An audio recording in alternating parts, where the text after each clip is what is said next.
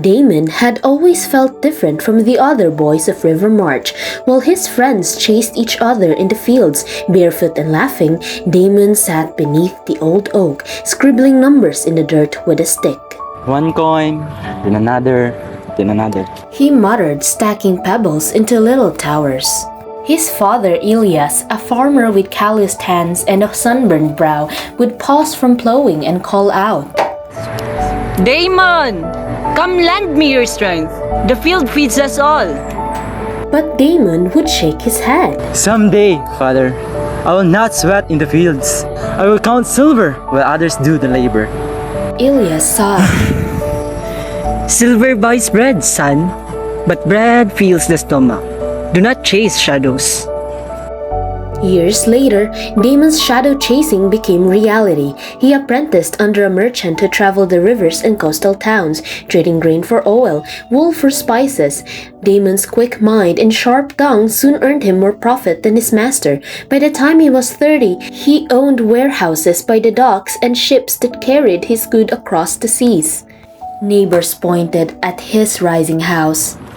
3 stories tall, with glass windows and painted doors. Surely, They whispered. the Lord has favored Damon.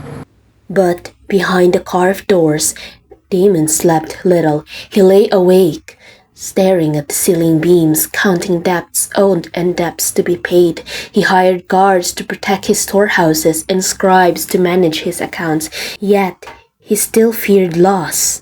At feast, one of his trading partners raised a cup and said, You have everything, Damon. Tell me, are you happy? Damon forced a laugh. Happiness is for those who can afford it.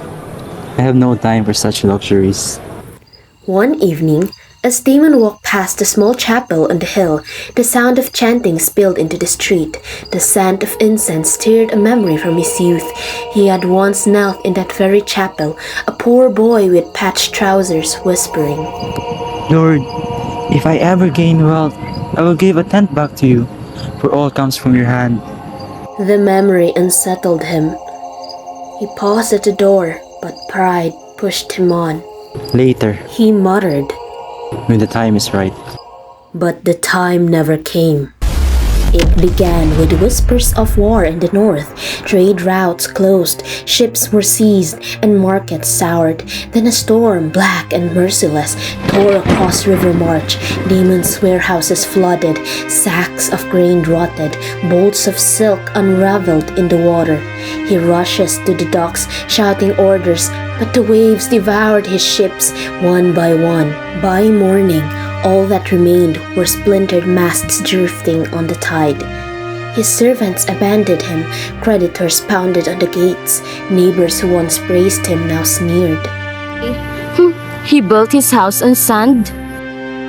Damon stood in his great hall, staring at empty shelves and broken crates. For the first time in years, silence filled the space. His hands, once quick with coins, now shook with despair. Wandering the outskirts of River March, Damon came upon an old farmer bent over his field. The man's back was crooked, his clothes patched with rough stitches, yet he hummed a tune as he planted seed in the soft earth. Damon called out, Old man, how can you sing? Do you not tire of endless labor? The farmer straightened slowly, leaning on his hoe, his eyes crinkled with amusement. This labor is my portion. The rains may fall or they may not, but I sleep each night with peace. Whether my bowl is full or half empty, it is enough. Damon frowned. But do you not wish for more? A larger field? More wealth? The farmer chuckled. We come into the world with nothing, and we leave with nothing. To chase what cannot be kept is like grasping at the wind. My joy is not in riches, but in the work of God has given me and in the bread it brings. The word struck Damon's heart like an arrow. For all his riches, he had never known the farmer's peace. That night, Damon climbed the hill to the ruined chapel. The roof leaked, the candles had long burned out, yet the place still felt holy. He knelt on the cold stone floor, his voice breaking as he prayed. Lord, I have been a fool. I vowed to give, but instead I hoarded. I sought wealth, but found only sleepless nights. Forgive me, Lord. Teach me again to find joy in labor, to give thanks for the days you grant. From then on, Damon's life changed. His house was no longer the tallest, nor his stable the richest. He worked alongside his neighbors, lifting nets by the river and tilling small fields. When he earned a little, he gave a little. When he ate, he invited others to share. People stopped calling him Damon the merchant. They began calling him Damon the keeper of promises. And though his wealth never returned, his heart grew light and his sleep became sweet.